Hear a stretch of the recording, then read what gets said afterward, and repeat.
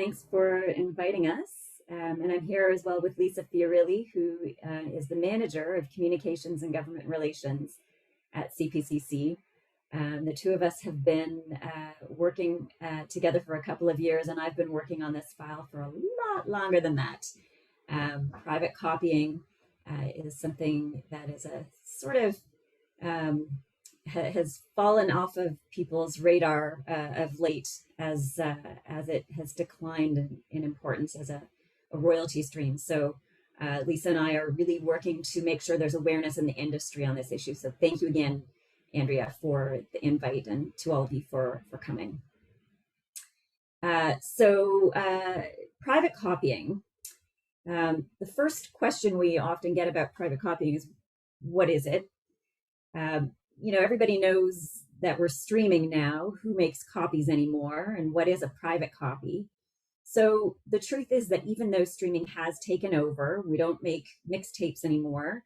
But when you don't have Wi-Fi, you don't have data, Canadians still need offline copies of their music collection for listening offline. So this is music that's already in your possession, and you're making copies for your own personal use anywhere, anytime, is how we describe it. And again, these days, what that really means is less making a mixtape to take to the high school dance than making putting a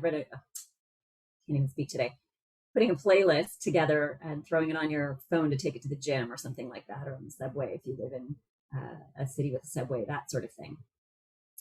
So how much of that is actually happening? We did some research in 2019, and I'll get into some details about that research a little later in the presentation.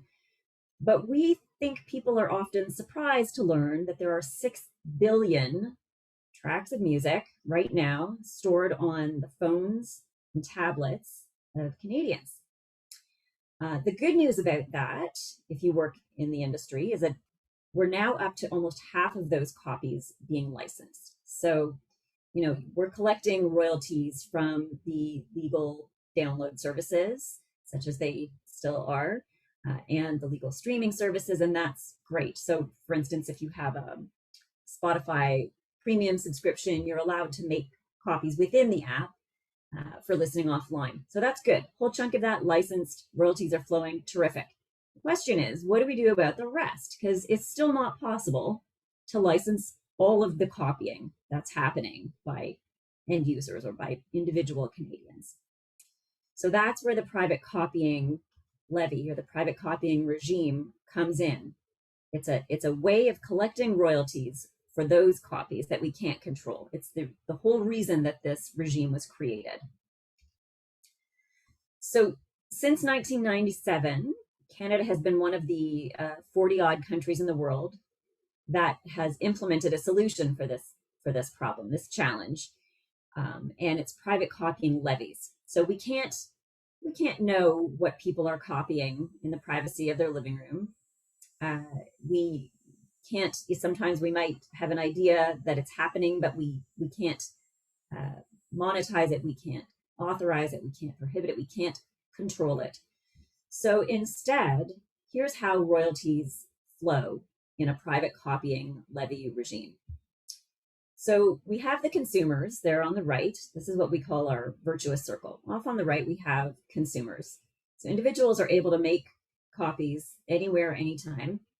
And again, this is something that since 1997 in Canada is no longer illegal. We said, it's happening, we can't control it. Let's make sure that it's not an infringement, but we also want to make sure that the rights holders in that music get compensated. So here's how it happens. Those copies are getting made. Tech companies, so in the old days, Maxell and Verbatim were selling cassette tapes. These days, they still actually sell blank CDs in Canada. And when they import and sell those technologies, those media in Canada, they first of all, the fact that those things exist is because there's a demand for it in the market. So in other words, we know people are making the copies and businesses know it. So they're creating these and marketing these media that can be used to copy and store the music. So anytime that happens, the idea is that there's a royalty attached to that sale. And that way, the music's creators and their business partners in the music industry are getting paid for that unlicensed copying.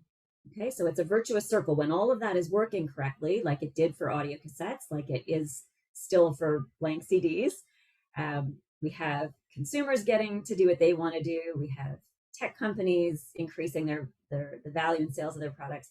And we have the makers of the music, the creators and their business partners getting compensated for that use of their work. Because again, this is a use of work that is separate from any other use, right? So rights holders need to get paid when their music is streamed. They need to get paid when their music is performed in a concert. They also need to get paid when individuals are enjoying private copies of their work. Okay, this is just another one of the many streams of copyright royalties to which rights holders are entitled. I'll stop there actually, just Andrea and Lisa, if you can help me as well. If there are any questions just around the concept of what private copying is and how, what a levy is. Are we good? Looks good, yeah, okay. Thank you. I'll keep going. So levies work very well. And in Canada, when they've worked, over these last 20 odd years, we've been able to collect over $300 million. And that money has flowed to over 100,000 rights holders. So private copying levies, they're the rights holders who are entitled to a share of those royalties really run the whole gamut of the recorded music sector. So it's the recording artists, it's the songwriters and composers, it's their music publisher partners, and it's the record company partners, right? This royalty stream rather flows to all of those rights holders. Back in 2004, when CDs were a big deal, and as I say, we still have levies on them, but we did back in 2004 as well. That was a good year. We collected $38 million on the sales of blank CDs in Canada. In 2017, when we made this very sad bar chart, we were down to $2 million. I can tell you that we're now down below $1 million a year. And that's because Canada hasn't kept up. Our Copyright Act that makes this possible is limited in the way that it's worded. It's not technologically neutral. So we're limited to collecting levies only on these blank CDs. In other words, nobody's getting paid for the billions of copies that I mentioned. Remember the 6 billion, half of them are licensed. What do we do about the other half? That other half of the billions of copies on phones and tablets, there's no royalties flowing from those. And there's this is the situation that that all rights holders need to be concerned about, because it's not as it should be, obviously. What we say is, shouldn't every copy count? There's no way that when Parliament back in 1997 passed this new legislation to establish this royalty stream, they didn't say, well, if Canadians are going to make private copies on cassette tapes, then yeah, rights holders should get paid. But if it's on something else, nah. So conceptually, we have a problem because the levy is restricted. In Europe, the legislation that organizes this royalty stream in Europe is technologically neutral. And guess what? They have levies on everything. And I'll get into that a bit more shortly. But the average levy on a smartphone in Europe for the rights in the music that's privately copied is $3 per device. If we were collecting that $3, our research generates an estimate that would be bringing in $40 million a year. And again, that $40 million a year goes back out to the rights holders to help them continue to make music, right? This is a royalty stream. This is earned income that we can't collect because our Copyright Act is limited. And I will get into that in some more detail as well. But I'll pause again in case there are any questions about what I've said so far.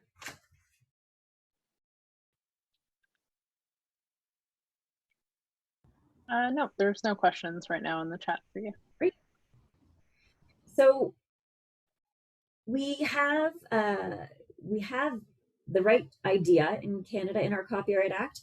We have a challenge with the wording of the Copyright Act. And so what we're looking for is a change, a fix to the legislation. What we're talking about is the Copyright Act. So we need to make amendments to the Copyright Act to fix this problem. In order to make the private copying regime technologically neutral, so that this royalty stream can keep up with how people are actually consuming music. So the focus of the amendments right now would be, well, I shouldn't say right now, the focus of the amendments in order to make it technologically neutral, which, you know, should really see us through the imaginable future, would be to allow the regime to apply to both audio recording media, as it does now, and devices. So it's almost as simple as basically adding those words "and devices" to the Copyright Act. We, our members, sorry, I should back up. I often forget to do this off the top. To be clear, what CPCC is a collective, and I'm sure you guys are familiar with copyright collectives, but we're what you call an umbrella collective. So we're actually made up ourselves, like our organization is made up in turn of other collectives. So our members are CMRRA and SOCAN on the author publisher side, and Resound on the performer maker side. So so this collective is overseen by them through the board of directors, and the decisions around distribution and advocacy are made you know, among the members, and with the input of the members. And our members have told us that it's important to make a few other minor revisions to the Act to clarify. And, you know, these are some questions that may already have occurred to you just listening, or from past information that you've heard about private copying. It's important that this exception to copyright infringement, because that's what it is, we're saying you're no longer infringing copyright by making those copies. It's important that we're clear that it doesn't extend to obtaining music illegally or offering it. So when you're stream ripping these days, or, you know, there's still some illegal downloading going on, those sorts of activities where you're acquiring music, that's no different than walking into an HMV and stealing a CD off the shelf.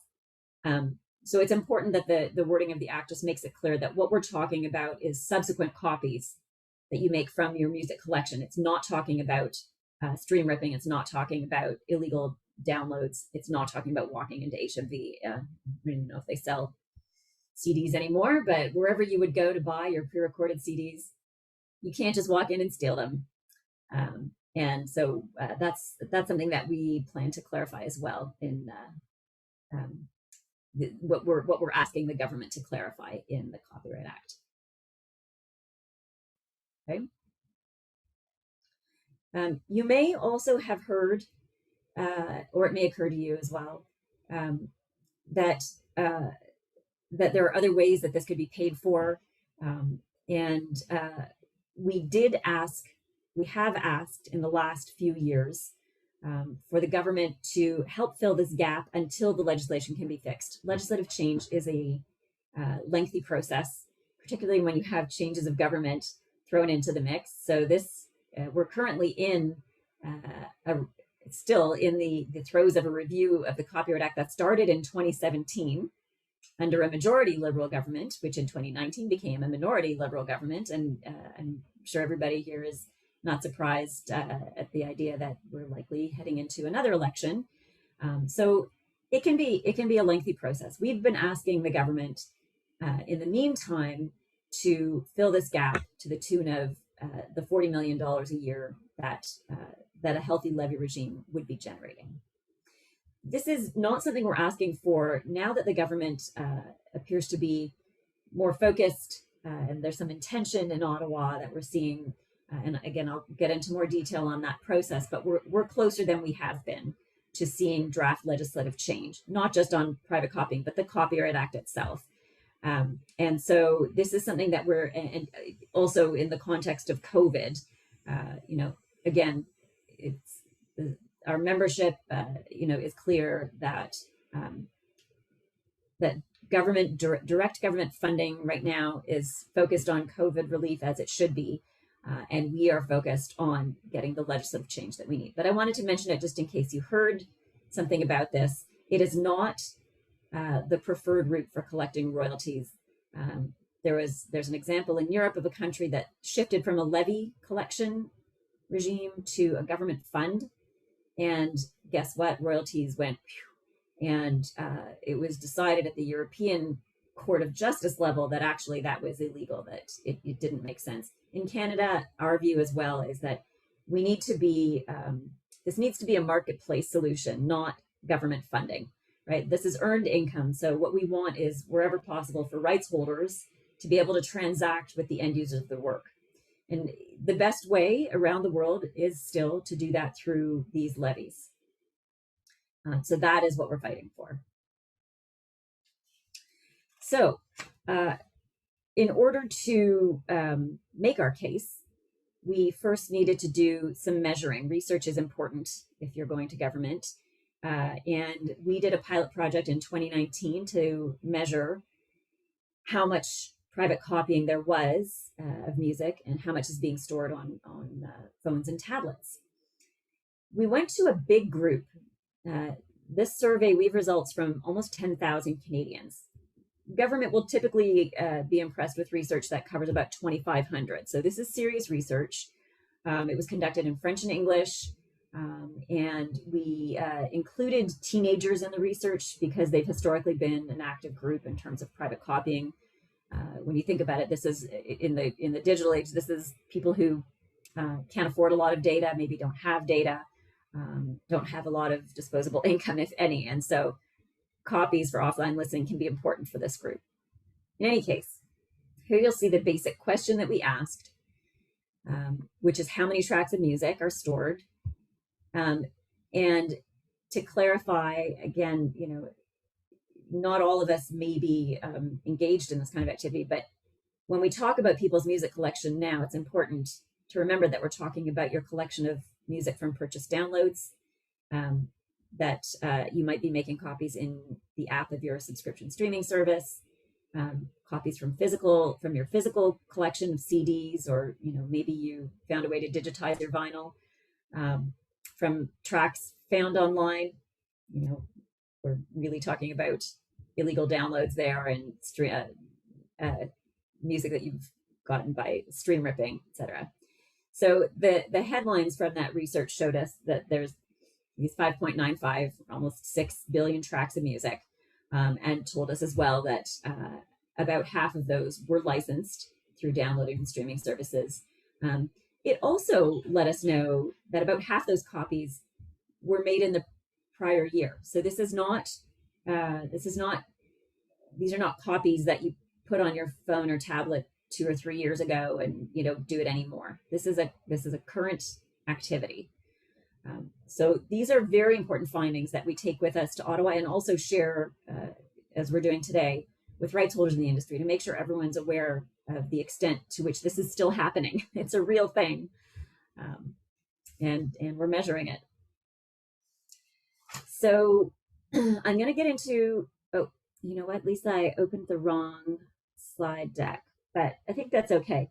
I have a pie chart that's confidential that we share through our presentations, but I'll just speak to the highlights of it. So we made a pie chart that breaks down where people told us they're making those copies from. So the list that I showed you up here of, is it coming from purchased downloads? Is it coming from physical CDs, etc.? And what we found was, first of all, about 80% of the time people were able to tell us. And that's very common for survey research, that a question can be answered about 80% of the time. 20% of the time people weren't sure. In any case, the amount of copying that is licensed, we identified by finding out which slices of that pie came from purchased downloads. And that was about a quarter of them, frankly. And again, although we all know the download market is really on the decline, we're talking about people's existing music collection. So we're saying the copy that you put in that playlist that you synced onto your phone, where did it come from originally? It may be from something you bought as a purchased download 3, 5, 10 years ago. And then another big wedge, about 19-20%, was, as we said in the survey wording very carefully, within the app of a subscription streaming service, right? So for instance, you can't make a copy from Spotify onto your, for offline listening, onto a CD. It can only be within the app on your phone or your tablet. So that leaves a whole lot of the pie, right? That's about half of it. And so what's left? The piece that is sometimes surprising is that, again, about a quarter, even a little bit more, 27%, I think, are copies from people's physical music collections, which surprised us at first. But if you think about it, most people ripped all their CDs onto their computers ages ago.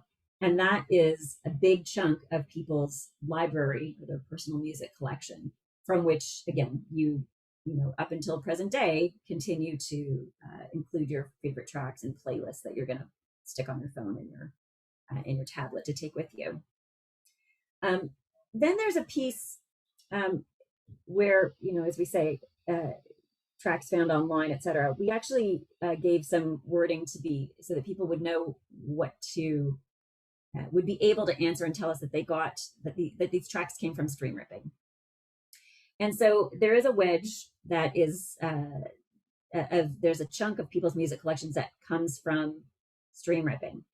But we then asked them, okay, so it was originally from something you stream ripped, but the copies that are on your phone and on your tablet now, did you make those copies from another one of your devices? Because then we know that it's, again, a subsequent copy. It's not someone stream ripping directly onto their phone or their tablet, which we don't want to compensate through levies. We want to enforce against that. But so there's a wedge where there's a wedge within the wedge where we can say, okay, those are private copies, right? That's not illegally obtaining music by stream ripping. That's music that's now in your collection that you're copying without the ability of rights holders to know about it or control it. And then finally, as I mentioned, about 20% of the time people couldn't tell us, couldn't remember perhaps where they got what the source was of the copies or some of the copies on their phones and tablets. And nevertheless, we said, okay, you might not remember for sure the source, but can you tell us again if you copied it over from another one of your devices? In which case, again, we know that it's private copying because it's something that was already in your music collection and you're copying it over. So that gives you a little bit more detail, perhaps more than you wanted, on what we're talking about, what these private copies are, and where they come from in people's music consumption.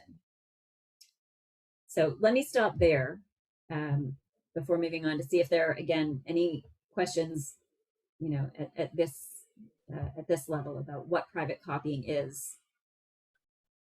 There's a couple of questions around international. So somebody was asking about how much reach in the world does this have? So if I'm interpreting that correctly, maybe we could talk a little bit about the private copying regimes around the world. And somebody brought up the digital audio recording tax in the US, which is collected by ASCAP and BMI. It's a tax on recordable media. I've been 20 years as a music publisher. I don't think I've seen any of the royalties. So I don't know if you want to briefly touch on some of the US or some of the international examples of this. Yeah, for sure. So I'll get to some numbers later, but as I mentioned earlier, there's about 40 odd countries around the world, more than that now, that have private copying regimes. There's no question that Europe is the leader in this. So the whole idea of private copying levies originated in Germany, actually in the late 60s, and then spread across Europe. As Europe became the European Union, they have really harmonized the regime. So there's quite a unified approach to private copying levies in Europe, and they collect about 90 or more percent of the private copying levies that are collected around the world. Then there are a few outliers. The United Kingdom has never quite gotten itself sorted out to set up a regime, and the United States, which sort of did, but it's extremely, extremely limited. So they have something called I think it's the Audio Home Recording Act. And it's been a long time since I've looked at it, but the idea is that where there was equipment that was, I think, only designed to make private copies or something, it's so limited that there's almost no money coming in, and it will die as those technologies die. So things like CDR audio recorders, things like that, very specific things that nobody uses. And so those countries are really outliers. Again, Europe is the leader. And in recent years, we've seen a growth in private copying regimes. So for instance, in Africa, there's a commitment, across African countries to explore private copying and to develop those regimes. It's really, it's becoming clear that it's a doable way of collecting revenues, of collecting royalties, where other royalty streams are challenged by, just corruption or complexity. There are countries that have, too many collectives and too many users of copyright for it to be manageable. So it is on the rise. We've seen an increase, and again, I'll get to those numbers later, but we've seen an increase in collections internationally in recent years. Whereas you remember our sad bar chart, that was a very steep vertical decline and continues in that direction around the world. It's actually going the other way. And there's over €1 billion being collected internationally now. So Canada is an outlier in that we haven't done what Europe did to update our regime to make sure that it works in the quote unquote digital age. We're one of a very few countries that are still stuck with levies only on individual analog media, or CDs are obviously digital, but individual blank media as opposed to devices. So we really are very much an outlier.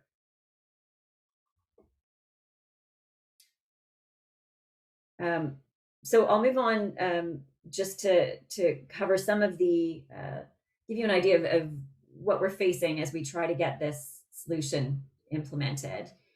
There are challenges, first of all, which is again the reason that we're doing slideshows like this. There are misperceptions about copying activity. Does it even happen? What is it? We have had, as I mentioned, the start of a review of the Copyright Act in 2017. There were a couple of reports that came out of that review. CPCC participated, as did many of the other collectives and trade organizations in the music industry. There were a couple of reports that came out in 2019, just before that last election that I mentioned. And so it's been a very slow road to get anything done with any of those recommendations. There were also parliamentary committees are great to an extent, but they're filled with MPs. They're not filled with experts. And so they don't always recognize what I call fake news and red herring. So anybody can show up and say, nobody makes private copies anymore, which they did, which we have research evidence to show is simply not true. But in any case, there are challenges with having these sort of dangling reports that themselves contain some misinformation. There's also some of you, I can't see everyone's faces here, but some of you may be old enough like me to remember the campaign against the iPod tax. So this is not the beginning of the fight to get levies extended to devices in Canada. The last time there was a review of the Copyright Act, we had a conservative government under Stephen Harper, and that government was hostile to the idea of anything that would cost consumers more money.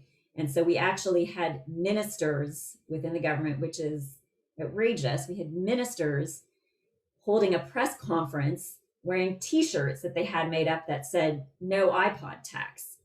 This is when iPods were the device of choice to make private copies. And of course, those are devices that were solely, like single purpose devices, solely made and marketed for private copying. And there was almost no legal market at the time. So all of that was uncontrolled private copying. But the conservatives really turned it into a wedge issue in the election, and then they won their majority and did not do what was required to update the regime, obviously. So there are a lot of people in government who remember that the success of that iPod tax campaign, and it makes them a bit nervous. So we also have had a minority government since 2019, and so things move more slowly. And then obviously we've been hit as well with the COVID-19 pandemic. Again, one of the effects of which is that legislation on anything else stopped, or once it's restarted, has moved very slowly. So the good news is that each of these challenges comes with opportunities. So as I said, we did the research that we did because we knew we had to come to the table with real information. That's been extremely helpful. The review of the Copyright Act, as I say, that started in 2017, brought out more witnesses in support of private copying than any other issue in the entire review of the Copyright Act, not just the music side of things. So that was a tremendous showing. And one of the two committee reports actually did go as far as to recommend that the government should extensively assess the opportunity to extend the private copying regime to digital devices. So that's extremely helpful. And in terms of the iPod tax, we're very clear this time around that what we're looking for is a tiny fraction of the cost of these devices. So for the first time ever, CPCC is openly saying what we would ask as what levy rate we would ask for on these devices. And at $3 on a $1,000, $1,500 device, it's really hard to argue with that. It's hard to get worked up about it. And the other truth is that these devices, to a great extent, come to consumers through a contract, which is paid for over 2, maybe 3 years. So that $3 is getting amortized over that time period as well. Again, these things really help to calm folks down about the idea of this extra tax that might be added to the price of a device. In fact, in Europe, what they've found is when levies are this low, they often don't even get they don't suddenly charge 1,003 euros for an iPhone instead of 1,000 euros. And so it's either just not passed on or it's not noticeable. In terms of minority government, it's actually worked quite well for us because the Bloc Québécois and the NDP, who hold the balance of power, right? The Liberals can't pass legislation without at least one of those parties supporting it, assuming the Conservatives will oppose. And they're extremely supportive of creators in general and culture in general. And so they are fully on side with the legislative solution that we're looking for. There's also, you'll have noticed, some momentum around the web giants, and maybe it's time to swing the pendulum a little bit. So the tech sector and the web giants have been, living high on the hog with all of this great content available through them, and it's time for the pendulum to swing back to make sure that the creators of that content and their business partners are also getting their fair compensation from that consumption. We have CUSMA, however you want to say it. We have a new trade deal with the United States that requires the Copyright Act to be opened for revision. There's a specific revision to implement term extension, for those of you who are familiar with that terminology from copyright. So that means that the government has a deadline to do that. So they have to open the Copyright Act, and they have a deadline by which to make this change. So that's been very helpful in focusing the government's attention on copyright and creating a window of opportunity with a deadline. Very helpful. And then lastly, we've been able to remind government, let's say, that copyright is a marketplace mechanism that generates income for rights holders in music without costing the government money. So yes, thank you very much for all of the terrific direct government funding support, to cover off the immediate emergency. But please fix the Copyright Act so that we can collect money from the actual use of our work, our own earned income, and continue to survive through and beyond the pandemic. So those are some of the things that we've been sharing in Ottawa. Some of the other things that we hear that make a lot of sense are, a reminder to the government that we're not asking them to put a levy on phones. There's a whole process for how this happens. We're simply asking for the Copyright Act to be made technologically neutral. And then the rights holders through CPCC do all the work of doing the research, making the case, going to the Copyright Board of Canada, arguing there with anyone who wants to object to a proposed levy. And it's the Copyright Board of Canada that will set any levies. So that's very helpful for government to remember. Their job is to make good policy. And then the Copyright Board of Canada and the rights holders and the objectors, the users of the copyright, have the tough job of figuring out whether there should be levies and what the rate should be, etc. It's also surprising, we find people don't recognize, along with the idea that nobody's making copies anymore, it's important to know that there's always been roughly the same percentage of Canadians making unlicensed copies, over time. It really hasn't changed. So people who want to make these copies are going to make these copies. That hasn't changed with technology. What has changed is the number of copies that they've been able to make, because technology keeps making it easier and easier and cheaper to make those copies and take them with you. So same percentage of Canadians engage in this activity, but the numbers are way up.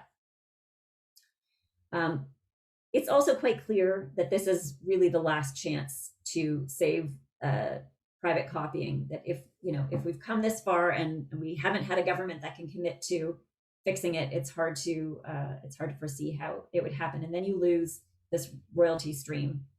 You and your clients, your colleagues lose this royalty stream forever. And all of the institutional memory that's in the CPCC and all of the structures will fall away. And so that's important for government to understand that this is it. They have to do it now. There's no more time to wait. And then lastly, again, coming back to the question that came up earlier, it's very relevant for government to be aware of what an outlier we are internationally. So there are the numbers I was mentioning. In 2015, there were 669 million euros being collected, 1.05 billion in 2018, which is the most recent year we have data on. It's embarrassing. It's embarrassing. We have a lot of support, by the way, from our international sister collectives and from the international organizations like CZAC and the international music publishers organizations, et cetera. There's a lot of support for Canada, and people are watching to see how we fare in this round of reform. Shall I stop here? I'm going to flip to the next slide, but are there any questions so far on what it is that we're proposing, what we need to do to fix the problem, and how we're going about it?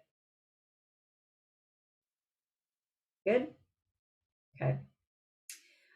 So this is just the latest information we have that I'll share with you about what's going on with the process. So what we understand to be the very last piece of this copyright reform process that started in 2017 is a series of consultations on a few issues. CPCC made a submission in the consultation on online intermediaries. There's the last consultation that's just kicked off. That one will wrap up in mid-September. And then it's time for the government to, assuming we have the same government at that point, if it's a Liberal government, they have confirmed to us that they plan to draft and table revisions to the Copyright Act as soon as they complete the process on C10 or the reforms to the Broadcasting Act. So this is a priority area of legislation for them as soon as they can get to it. The soonest at this point that looks like it might happen would be in the spring session of Parliament in 2022. But in the meantime, work continues. The bureaucrats and in the ministers' offices, they continue to look at these issues and consider what ought to be included in that draft legislation. Drafting may start as soon as this fall. So we're deep in it right now, which is a good thing. So I'm going to stop talking shortly, and Lisa Fiorilli is going to talk a little bit more about some detail about what this slide is about, which is how can you help? You guys are likely, some of you, or if not all of you, are rights holders yourselves. You work with rights holders, and rights holders need to know where their next dollars are coming from or should be coming from. So everyone needs to be concerned about this and raise their voices, because it's one thing for me and for Lisa and for the collectives and the trade orgs to be making noise about this. But honestly, government looks at us and they're like, well, are artists interested in this? Or, you know, like, do rights holders care? Do they even know about this? So we have some ways that we suggest that you can help to raise awareness and raise your voices to help. So Lisa, I'm going to just throw it over to you at this point. Yeah, for sure. So there's some really easy ways to help. You can follow us on Facebook, Twitter, and Instagram. The handles are on the screen there. We have some hashtags we've developed, so stand on guard for music and Pour notre musique in French. We have a mailing list. We don't email you too often, I promise, but we do have all the latest developments. So for example, you know, there's a giant global study on private copying, so we provide summaries of that as well as updates on our advocacy. So it's probably one of the best places to keep up to date with things beyond our social media.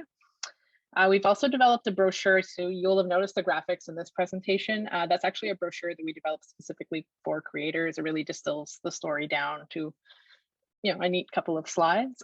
So there's that brochure. So if you want to send that around to people, it's available on our website, or I can email you a copy, and Lisa's showing it in the screen right there. We had printed those for when, you know, there were events you can go and hand them to people at, but we do also have a digital one and an email friendly format as well. The next one is a really big thing. So as Lisa alluded to, organizations do a lot of advocacy on this, and that's great. And it's very helpful to have partners like MMF or Music Publishers Canada, like saying these things, but government loves to hear from artists, loves to hear from creators, and loves to hear from small businesses, managers included, on why this is important, because in a lot of ways, you know, you're the closest to the issue and you can speak to it the most. But we know creators are busy. This issue is tricky, and Lisa sort of alluded to this at the beginning, because as this revenue source declines, it becomes harder and harder to find people who remember receiving it, who can speak to that loss. But also it's very hard on the other end of the spectrum. If you've never received something, it's kind of hard sometimes to substantiate what it is and why it's missing if you've never really experienced it. But if you do know a creator who's interested in adding their voice, we've spent some time educating some creators about this. We're always willing to work with people, give them this presentation, talk them through. But we know people have, you know, varying comfort levels with things like copyright. So we're happy to do that educational work. And it can really range from just, you know, tweeting about this, sharing it with your networks. If you're an artist or a songwriter or a producer, being like, did you know this is a problem? Because we find awareness is often the first step. And we're happy to help share some of those things. But it can go all the way up to, you know, especially in the Zoom age, coming with us. If you're really interested and passionate about copyright and your revenue streams, coming with us to a meeting with an MP or a bureaucrat to really speak to that. It's a lot easier now that the meetings are, you know, 20, 30 minutes on Zoom than it is to, you know, have everybody fly up to Ottawa. So we find that's often very powerful. And also, like, written testimonials are still very powerful. We included some in our consultation. Lisa mentioned the submission we did for the online intermediaries. It was helpful, I think, when we're talking to government, that it's not always from an organizational perspective. We have actually, you know, a written testimonial we can include of like why this is actually important in the creator's own words. And in the links you'll get from Andrea, and that'll be on the MMF member portal, we can include a link to a Google form we have for that very purpose. So if, you know, we're starting to see those submissions roll in, and it's really exciting from our perspective. You know, they're very short, often like 25 words on why this matters to you, and we include that on our social media and sort of get that momentum going, but also in submissions.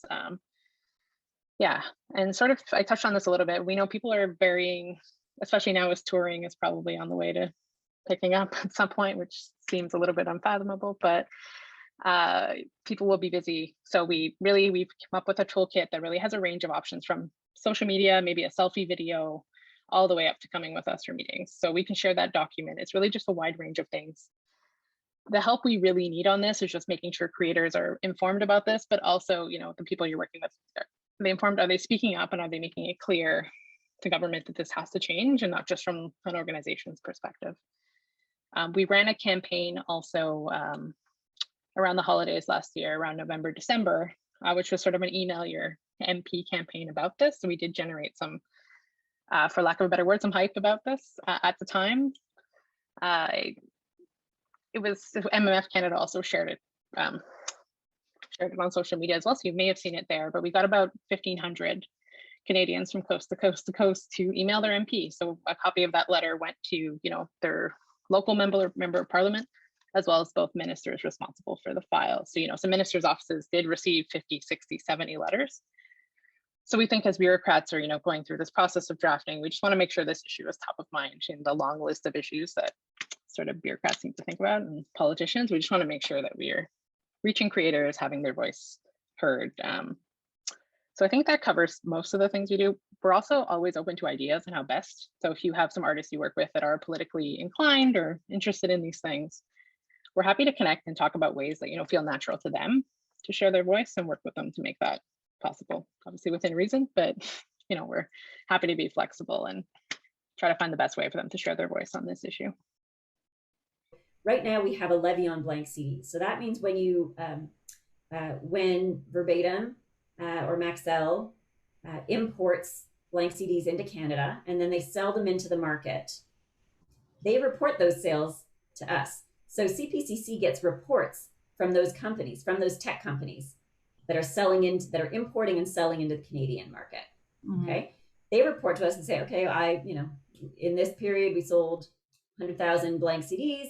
They owe us 29 cents per CD. They send us a check for that amount.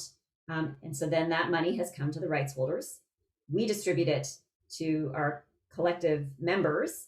They distribute it on to the individual rights holders. Now, what does Maxell or Verbatim do then? What they've done historically and what they continue to do with blank CDs is add that 29 cents to the price of a blank CD.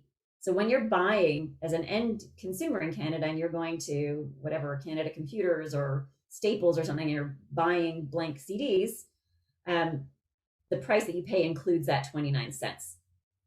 Okay, so I agree with you, and the system is designed so that in principle, yes, both parties who are benefiting from this use of copyrighted music, it makes sense for both of them to be paying, right? And so in the case of CDs, and really in, I think around the world for those small items, the levy really has been passed on. But when it comes to these newer devices that really are $1,000 plus and are part of a contract, this is something that it's up to the tech companies whether or not they pass it on or whether they just absorb it as a cost of doing business, right? They have to pay for electricity, they have to pay rent. They don't necessarily parse that out and say, okay, well, for each phone that Bell Canada is selling to a customer through their, with their wireless contract, we're going to charge them X% of our, no, they just, so conceptually it could happen the same way. We don't know what to expect. What we do expect is that the tech companies will object because they don't want their costs to go up. Nobody wants to pay, right? Of course. And so we need the government, we need the law to say, no, you have to, because there's a benefit. You're getting a benefit now. And so are Canadian consumers. They get to make the copies. You get to market these devices and make money off them. Can't do that unless you're going to make sure there's compensation flowing to rights holders. Does that help clarify sort of how the mechanism works? Yes, thank you. Okay. Someone is asking, how might this relate to USB sticks? Similar thing, right? Absolutely. Yeah. So if we get a technologically neutral Copyright Act, if we fix the wording so that it applies to any medium or device, that means, as I said, that CPCC then gets to do the research and we get to follow the technology. Wherever we find through our research, Canadians are making or are ordinarily using those media or those devices to make copies of music, we can make the case to the Copyright Board that there should be a levy on those too. So in the past we had levies on audio cassettes. We had levies on something called mini discs. Anyone remember those little mini CDs? We had proposed to put levies on memory cards. There were a lot of the early MP3 players that had a slot, an expansion slot, and you could copy your music onto cards and pop the card into your MP3 player. Under Stephen Harper, the Conservatives actually ruled that out. Although the Copyright Board was on side to put a levy there, the Conservatives said, no, we don't want anyone to have to pay more for those memory cards, and killed that. So yeah, the Conservative Party has a history of being really hostile to the idea that rights holders need to be paid for this use of their work. So yes, USB sticks internationally are part of the collection of media devices that are typically levied. A couple of things in there. There's one question about, if you're a consumer and you make a bunch of private copies, can you just report those copies and pay directly? You don't need to. That's the beauty of this system, right? And I see another question about, or comment rather, that everybody pays the 29 cents on a blank CD, even if they don't make copies. That is true. And this is still the best way. This is the closest we can come to transacting directly with the people who are making private copies, right? So if, for instance, there was a fund from government to pay for these royalties, that would mean every taxpayer in Canada was paying. Not appropriate, right? But we can't identify which users of blank CDs, which users of smartphones are using them for that purpose. But you know what? When Apple builds Bluetooth into their iPhones, they pay a licensing fee to include that technology. I'm not even aware that I have Bluetooth on my phone. I may never use the Bluetooth functionality on my phone, but it is part of what I'm buying is this bundle of features, this bundle of possibility that piece of technology gives me. It's just part of the value of those products. The other thing is, without getting too technical, when we argue in front of the Copyright Board about what the levy rate should be, like why is it 29 cents, we take into account, and the Copyright Board takes into account that there's a lot of copying that isn't of music, and so the rate is reduced as a result. So yes, everybody pays. If we were able to focus on those who made private copies, we could look at all kinds of different ways of collecting from them, but we're just not there yet. And so this is, again, the best way we can come the closest to transacting with those people and reflecting the value that the option to make those copies provides. Great. Yeah, that's a very helpful comparison. Thank you for putting it into that context with the Bluetooth and being included. That clicked something for me for sure. Well, thank you both so much for being here today and taking the time to share this information with us. This was really a new thing for me until the past year. So I very much appreciate learning about it and seeing all the amazing work that your organization does. And I look forward to learning more and diving into some of those materials. Thank you so much for your time. Perfect. Thank you, Andrea, and thank you to everyone who participated today.